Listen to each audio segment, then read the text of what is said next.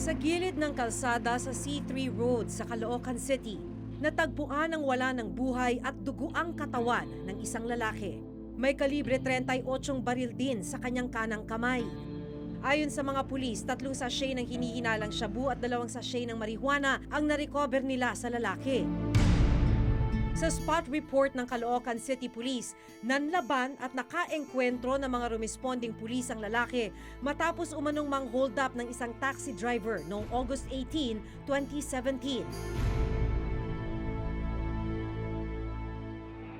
Matapos mapatay ng mga pulis, inilagak sa punerarya dito sa Caloocan City ang bangkay ng lalaki. Nang mga panahong yon, hinahanap din ang 19 na taong gulang na si Carl Angelo Arnaiz ng kanyang pamilya. Sa tulong po ng Facebook kasi nag-post po nun si Ate Camille, tapos kumalat po, marami po nag-share hanggat umabot po dun sa Caloocan. Tapos may isa pong taga-Forinaria nag-chat po kay Ate Cams na kahawig daw po nung nakuha nilang bangkay noong August 18. At nang puntahan nga ng pamilya ang punerarya noong August 28, kumpirmadong si Carl ang bangkay.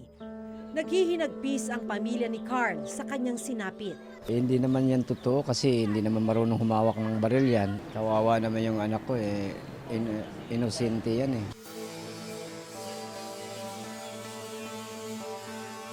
Dito sa PCP2 ng Caloocan, naka-assign yung 2 pulis na nagsabi sa kanilang spot report na nakabarilan nila si Carl Arnaiz na naging dahilan ng pagkamatay ng UP student.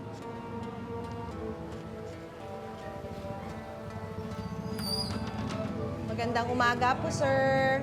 Sir, pina-follow up namin yung pagkamatay ni Carl Arnaiz. Dito na namin nalaman ang pangalan ng mga pulis na naka-enkwentro di umano ni Carl, sina PO1 Jeffrey Perez at PO1 Ricky Arquilita. Yung 2 pulis, sir, Sa Bikutan na po, no? Nakasay. Nalipat na po, na babaan na sila ng order kasama yung Ito, sir, may order po dito. Opo, doon na po sila ngayon nakaasay. Nasa custody na po sila ng September dito na 3. po namin. anong ibig sabihin nun, sir? Doon na po sila naka-assign ngayon. Reassignment. Opo, nirelieve na po sila yung 2 pulis at saka Parang reassign sila, sir, sa holding and accounting unit. Nung September 3 pa, sir. Sir, sa Camp Bagong Diwa po to. Sunod naming tinungo ang headquarters ng Caloocan City Police. At dito na nila ibinigay sa amin ang kopya ng progress report tungkol sa pagkakapatay kay Carl. Ayon sa progress report, alas 3:20 ng madaling araw nitong August 18, 2017, nang maisakay ng taxi driver na si Tomas Bagcal ang isang lalaki sa Navotas City. Nang makarating daw sila sa may C3 Road sa Caloocan, naglabas daw ng baril ang lalaki at nagdeklara ng hold-up. Pinalo pa raw ang taxi driver ng baril ng lalaki at kinuha ang kanyang wallet. Ayon pa sa report, agad daw isinumbong ng taxi driver ang pangyayari sa mga pulis na nooy nagpapatrolya. Sa pagresponde ng mga pulis, sinita daw nila ang lalaki na naglalakad sa C3 Road. Pero sa halip na huminto, binaril daw sila ng lalaki. Dito na raw sila nakipagpalitan ng putok na naging dahilan ng pagkamatay ng lalaki na kalaunan ay kinilalang si Carl Angelo Arnaiz. Pero hindi kumbinsido ang pamilya ni Carl sa bersyon ng mga pulis. Dahil hindi pa naibibigay sa pamilya ang autopsy report ng PNP sa katawan ni Carl, September 3, 2017, hiniling nila sa Public Attorney's Office Forensic Laboratory na i-autopsy ang bangkay ng binata. Matapos ang isinagawang forensic analysis at re-autopsy ng PAW, lumabas na may 5 tama ng bala sa katawan ni Carl. 3 sa gitna ng dibdib, 1 sa gilid ng dibdib malapit sa tagiliran at 1 sa likod ng braso. Ayon mismo sa PAW, sinadyang patayin ang binata. Dun sa nakita ninyo, sir, sa autopsy ninyo, was there intent to kill? Definitely, no? Kasi itong mga tama dito, lalo na itong 3 tama dito na nasa puso, nasa ibabaw ng lungs natin, andyan yung vital organs eh. Matamaan lang isa dyan, pwede ka nang mamatay. So any of those gunshot wounds ni Carl, ay kamamatay niya. Ayon pa kay Dr. Erfe, kung pagbabasihan ng mga tama ng bala sa katawan ng biktima, posibleng nakaluhod siya ng barilin. Nakaluhod. Yes, oo. Pagkatapos nung 3 baril, sir, na nakaluhod, may dalawa pa. May dalawa pa. Ano nangyari, sir? Doon sa dalawa na yon, nakita namin na upward na yung trajectory. Saan This yun time, tumama, dito rin sir? sa dibdib yun. Dibdib Dalawa ulit. yun. Opo. Dalawa dito, tumama. At ito ay upward na ang trajectory. So sa reconstruction namin, it looks like na this was inflicted, itong dalawa na ito, na nakahiga na si Carl. So itong 5 tama na ito, sequentially, yung 3 muna ang nauna, and then yung 2 ang sumunod. Pagbagsak niya, pang-finishing yung 2 na shots na nandito. Nakitaan din ng PAO si Carl ng marka sa magkabilang kamay na posibleng pinusasan daw ang biktima. May mga pasa at sugat rin siya sa mata, sa may binti at paa. Indikasyon daw na posibleng pinahirapan at kinaladkad muna si Carl bago patayin. Nakita rin namin na maga yung mata niya, may pasa. Ibig sabihin, may interval yung time na binubugbog siya at nung pinatay siya. Kasi it takes time bago mamaga ang katawan natin eh. At it takes time din bago pumasa. So ang estimate ko doon mga at least 20 to 30 minutes na binubugbog siya. Pero sa report ng PNP, nagpositibo sa gunpowder nitrate si Carl. Pero itinanggi ng pamilya na may baril ang binata. Hindi pa ako naniniwala, ma'am. Kasi hindi pa yan nakakahawak ng baril at siguro baril-barila na hahawakan niya. Pero yung totoong baril hindi po, ma'am. Kaya hindi po totoo yun.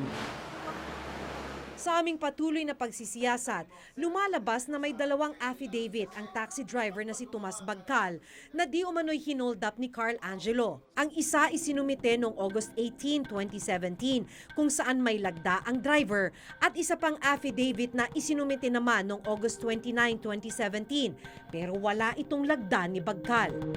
Ginawa ang ikalawang affidavit 1 araw matapos makuha ng pamilya ang bangkay sa punerarya. May mga pagkakaiba rin ang 2 affidavit. Sa unang affidavit, sinabi raw ni Bagcal na hindi niya namukhaan o nakilala si Carl Angelo. Pero sa ikalawang affidavit, idinitalya na niya ang suot ni Carl. Ang address ng driver na nasa unang affidavit, non-existent o maling address ang nakalagay. Pero posible nga, sir, na may pinagtatakpan. Doon sa punto na 2 affidavits, meron tayong pagdududa na merong mga dapat nating pagdudahan kasi you're not supposed to do 2 things. Particularly na nagkakaiba yung statement mo doon. So which is which? Yun na yung titingnan natin. The first one or the second one? Para malaman ang panig ng taxi driver, pinuntahan din namin ang terminal ng taxi company. Dalala lang po, ma'am. Pag dumating po yung driver namin, Opo. ibigay ko lang po yung number niyo. Sabihin ko lang na nakontakin po kayo. Hindi si Carl ang unang estudyanteng naging questionable ang pagkakapatay ng mga pulis. Si Kian De Los Santos, isa rin sa napatay ng Caloocan City Police matapos umanong manlaban. Pero gaya ni Carl, ayon sa PAO, nakaluhod si Kian ng barilin. Sa pagpapatuloy ng Senate hearing sa pagkakapatay kay Kian De Los Santos, tinalakay rin ang pagkakapaslang ng Caloocan Police kay Carl Angelo Arnaiz. Lumabas na tugma ang resulta ng autopsy ng PNP Crime Laboratory sa report ng PAO. Parehong natuklasan na may 5 tama ng bala sa katawan ni Carl. Pareho rin ang obserbasyon ng PAO at PNP Crime Lab na posibleng binaril si Carl habang nakaluhod. Possibly, the assailant could be in standing position and the victim, Carl, is in a lower position as compared to the assailant. I can also consider that the position of victim is in a supine or lying position in which the back is on the ground and the face upwards. Possible. So, ma'am, is it consistent with the PAO findings that the child was actually handcuffed? Your Honor, it could be forced by a hand or possibly also could be a handcuff. Humarap rin sa Senado ang mga pulis na nakaengkwentro umano ni Carl. Pakihap naman sabihin nyo na palisi na malawak ang pagpatay. I am not PNP. Nandyan yung Lord. Nandyan si Lord. Nakikita, alam niya. I am willing to go back to Davao. Go pag ma-prove yan, Your Honor. Pero ayon sa PAO, malinaw na may pang-aabuso at labis na puwersa na naganap sa pagpatay kay Carl. Kung gusto mo lang incapacitate or to disable, dito lang naman babarilin niya at saka dito sa paa. Pero hindi dito. Sa sentro talaga. Oo, nakita namin na pinosa siya, binugbog, dinrag, saka siya pinatay. Ganito rin ang pananaw ng National Union of People's Lawyer o NUPL. Kung iisipin natin, no, parang sa ilalim ng batas sila ipinapayagan ng mag-carry ng firearms, to use force when necessary. Para bang labis-labis na actually yung pinagkakatiwala sa kanilang kapangyarihan. Hindi pa ba sapat yung kung anong meron sila? Kaya nga yung mga rogue elements na yan sa pulisya natin ay nagiging lawless elements na rin at nagiging kriminal na. Kasi gano'n nakalakas yung loob. Na-embolden sila sa ganitong klaseng sistema. Pero lumalabas na noong gabing nawala si Carl, kasama niya ang 14 na taong gulang na si Reynaldo de Guzman alias Kulot. Maging siya, hinahanap pala ng kanyang pamilya. Nangangamba na ho ako sa kanya kung saan siya naroon, kung pinatay siya, binaon siya nang walang nakakita. Hanggang isang bangkay ang natagpuan sa Gapan, Nueva Ecija.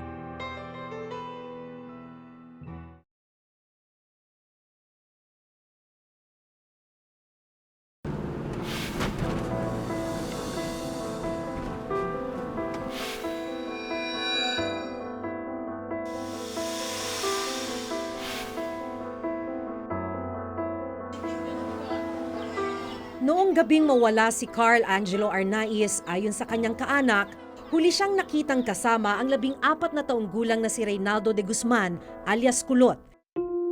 Pero kalaunan, tanging ang katawan ni Carl ang natagpuan. Wala nang buhay matapos umanong manlaban sa mga pulis. Pero palaisipan sa kaanak ni Reynaldo kung nasaan siya. Nangangamba na ho ako sa kanya kung saan siya naroon, kung pinatay siya, binaon siya nang walang nakakita, o itinapon siya na walang nakakita, binugbog ng mga adik, o hawak man ng pulis kung pwede. Pakihatid na lang dito sa barangay ng Anak Pawis para manahimik na yung pag-iisip ko sa kanya. Hanggang nito lamang Martes, isang bangkay ng batang lalaki ang nakitang palutang-lutang sa isang creek sa barangay San Roque, Gapan, Nueva Ecija. Nakita ko po siya doon, palangoy-langoy sa tubig. Tapos po, nung nakita ko siya sa palangoy ng tubig, tumawag na ako ng mga tao. Sumigaw na ako. Nung pagkasigaw ko, doon na po siya napunta sa pangpang. Nung nakita ko po siya nakadapa. At nang kunin ang bangkay mula sa creek, nakabalot ng packaging tape ang ulo, nakatali ang mga paa at tadtad ng mahigit 30 saksak.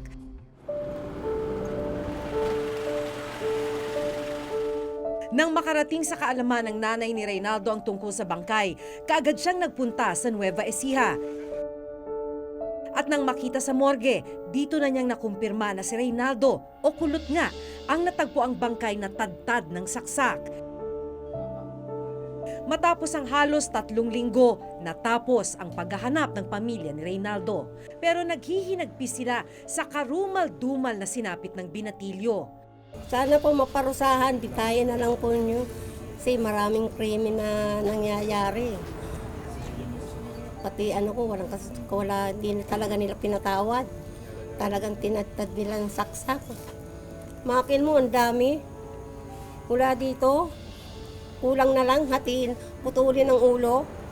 Tapos po sa may kanyang ari, sa hita, sa daliri. Parang gusto niyang chap-chapin. Ang ipinagtataka ng pamilya ni Reynaldo, paano siya napadpad ng Nueva Ecija at ano ang motibo ng kanyang pagkakapaslang.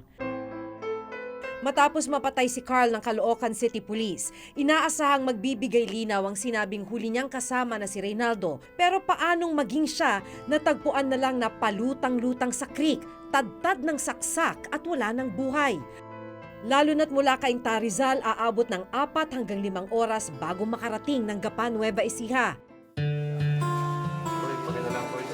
Nitong Miyerkules hanggang Huwebes ng umaga, isinailalim ng National Bureau of Investigation o NBI sa autopsy ang bangkay ni Reynaldo. We can confirm that there was stab wounds on the body of the victim.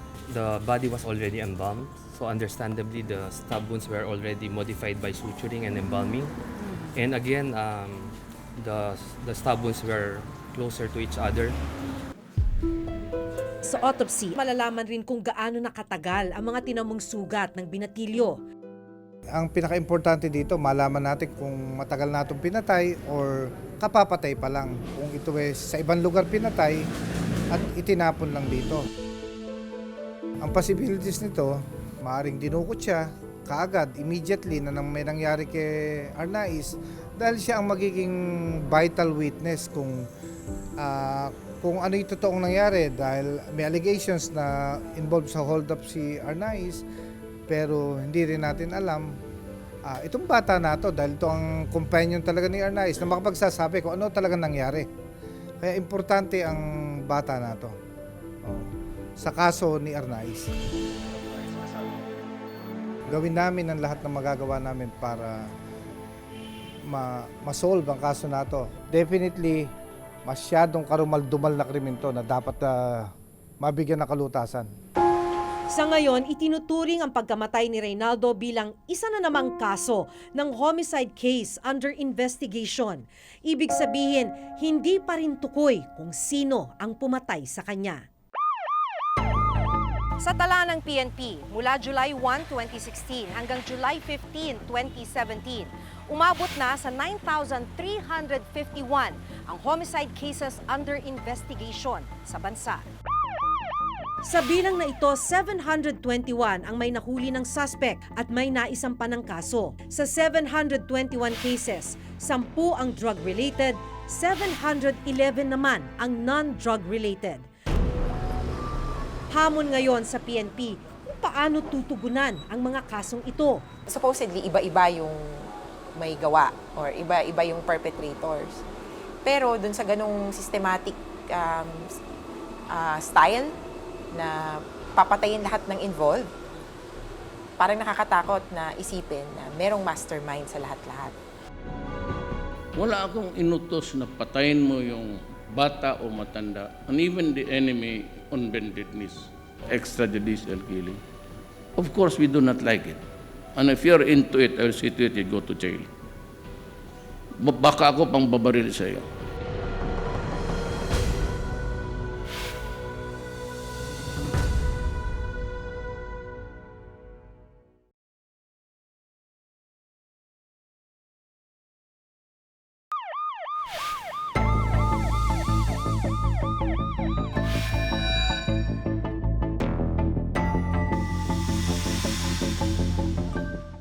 Dalawang patay, palagay na natin, pinatay, murder. Is that already a policy? Is that the baseline of a policy? Nakagigimbal isipin kapag ang mga taga-protekta ng karapatan ng mamamayan ang nasasangkot sa pang-aabuso ng kapangyarihan. Ang tanong, ilan pang kaso ng pagpatay, gaya ng kina Kian, Reynaldo at Carl, ang dapat mangyari bago tayo gumawa ng aksyon? Hanggang sa susunod na Huwebes, ako si Maki Pulido at ito ang nakatala sa aking Reporter's Notebook.